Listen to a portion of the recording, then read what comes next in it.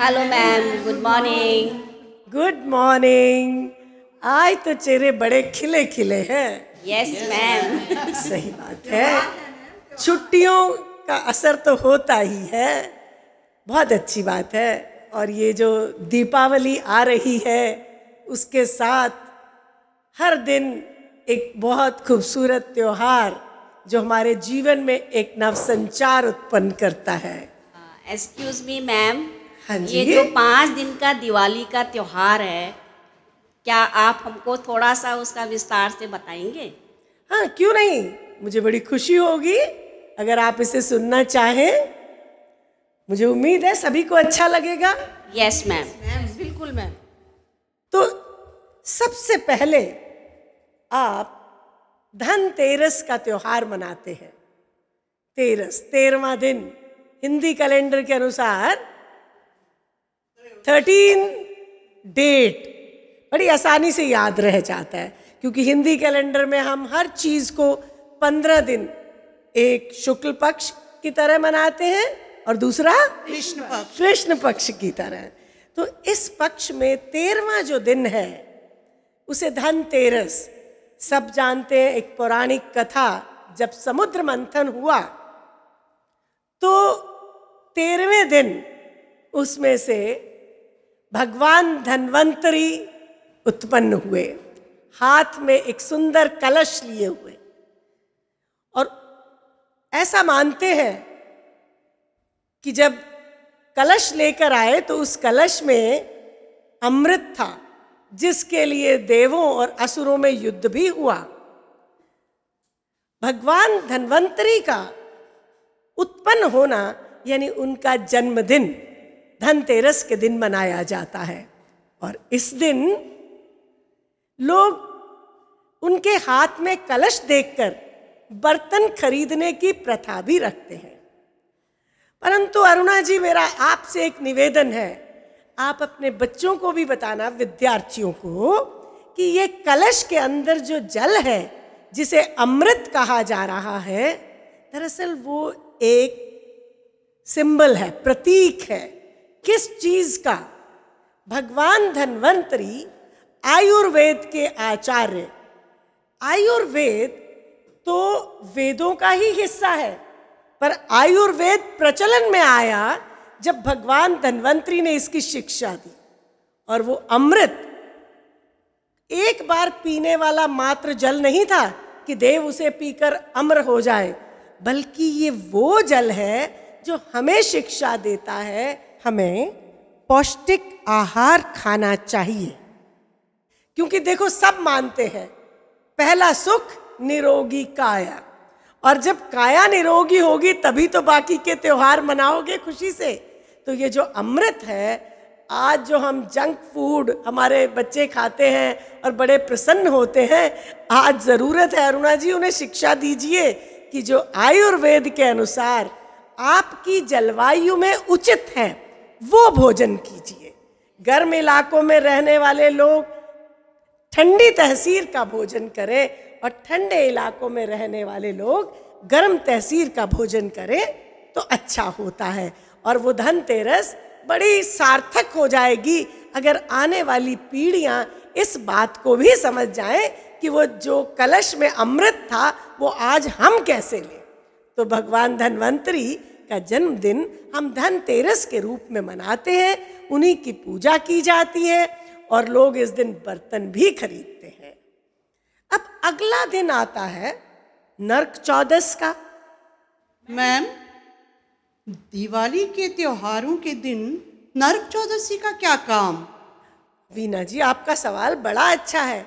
नरक चौदस नाम सुनने में बड़ा अजीब लग रहा है, लेकिन नरक चौदस दरअसल नरकासुर नाम का एक राक्षस था।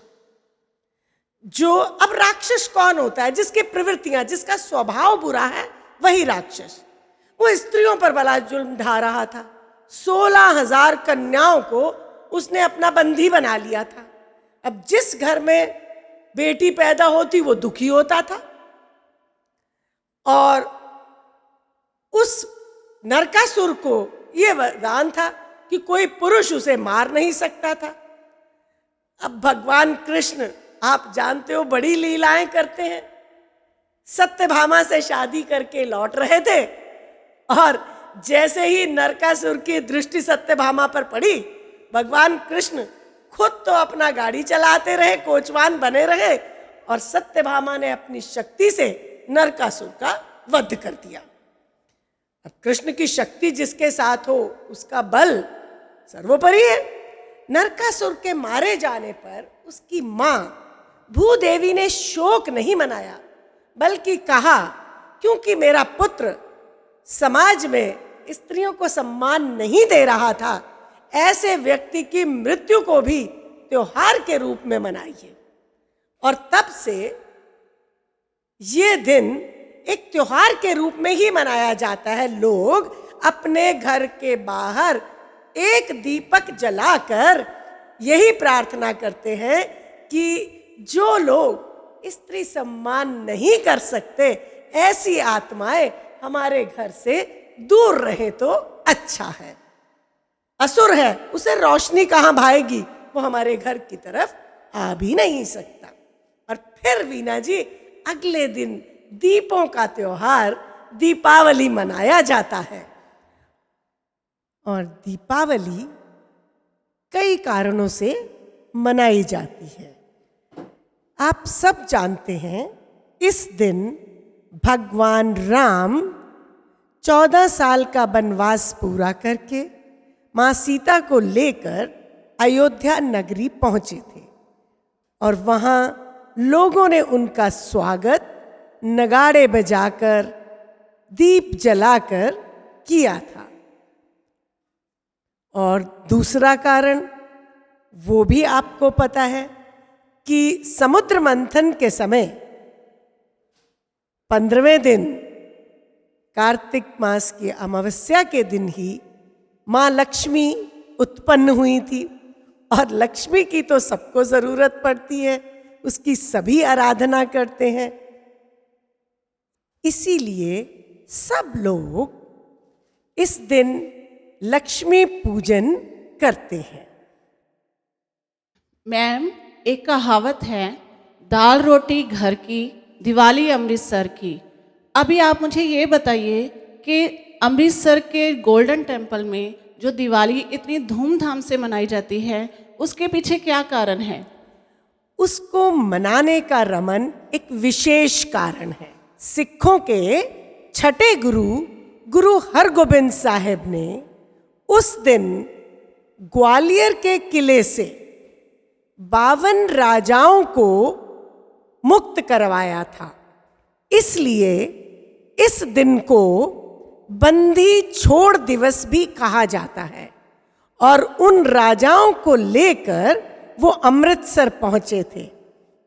इसलिए दिवाली अमृतसर में बड़ी धूमधाम से मनाई जाती है, क्योंकि उस समय उन राजाओं का स्वागत बहुत ही आदर और सत्कार के साथ दीप जलाकर नगाड़े बजाकर किया गया था। इसीलिए आज भी वहां दिवाली बड़ी धूमधाम से मनाई जाती है।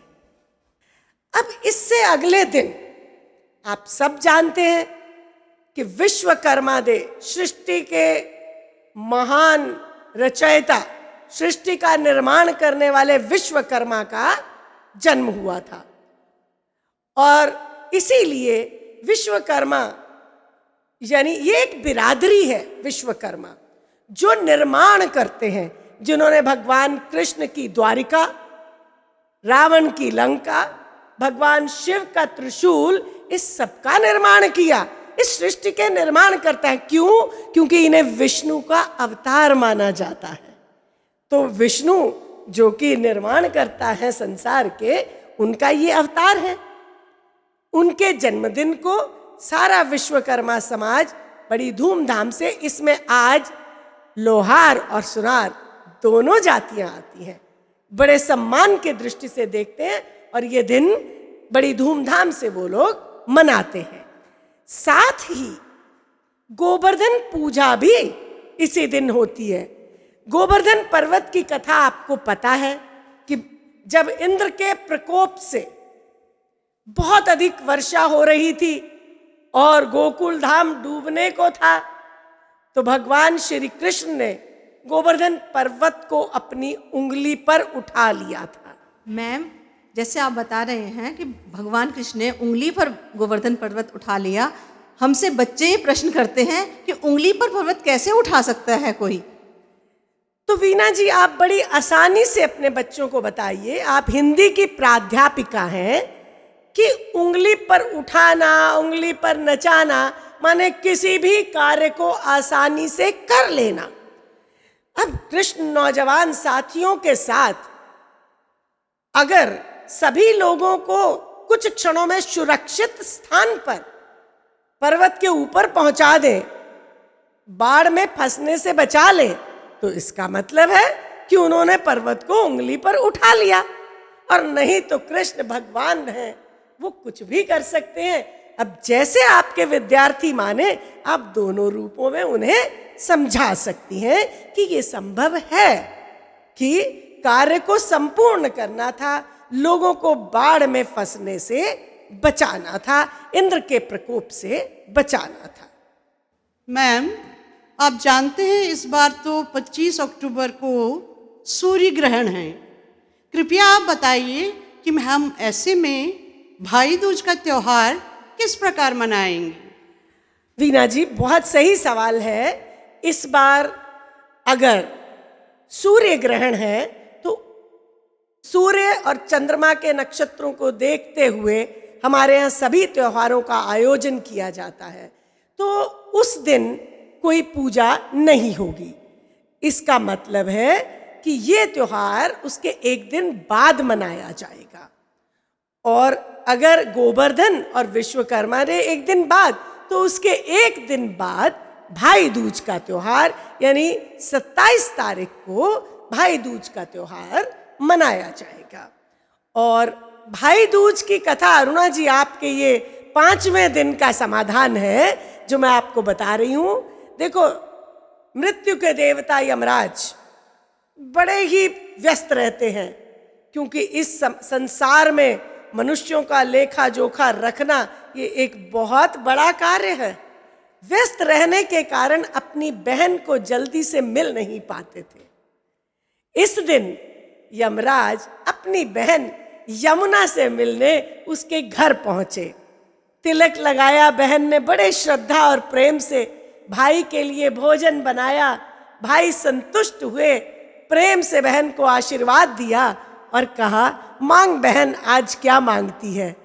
बहन यमुना अब भावों में बह गई, चाहती थी भाई हर वर्ष आ जाए, तो बोलने लगी, भाई ये वरदान दो कि इस दिन जो भी भाई प्रेम से मिलने के लिए अपनी बहन के घर आएगा वो अकाल मृत्यु से बचा रहेगा। ये तो तुम्हारे हाथ में ही है। यमराज बड़ी जोर से अट्टहास कर हंस पड़े और कहने लगे, यमुना बड़ा अच्छा तरीका है भाई को व्यस्तता से बाहर निकालने का। जा, मैं प्रसन्न हुआ। जो भी भाई इस दिन अपनी बहन के घर प्रेम से, श्रद्धा से, आदर से आएगा वो अकाल मृत्यु से बचा रहेगा। और इस बहाने अब मैं भी हर साल तेरे घर आया करूंगा। मैम, भाई दूज का त्योहार भाई और बहन के प्रेम का प्रतीक है, यह आपने बहुत अच्छा हमें बताया। इस पौराणिक कथा को सुनकर सभी विद्यार्थियों को भी इसके बारे में जानकारी प्राप्त हुई है। इस त्योहार में वही स्त्री सम्मान की बात है। बहन को सम्मान देना, स्त्री को सम्मान देना, ये बहुत जरूरी है। और यहां तक कि मैं आपको बता दूं, यमराज ने सवाल किया था, बहना जिस भाई की बहन नहीं होगी उसका क्या होगा, वो कहाँ जाएगा? तो बहन ने कहा, भाई इस समाज में स्त्रियां तो है ना, जिसे भी आप अपनी बहन मान लोगे, अपनी मुंह बोली बहन के घर भी जाओगे तो भी अकाल मृत्यु से बचे रहोगे।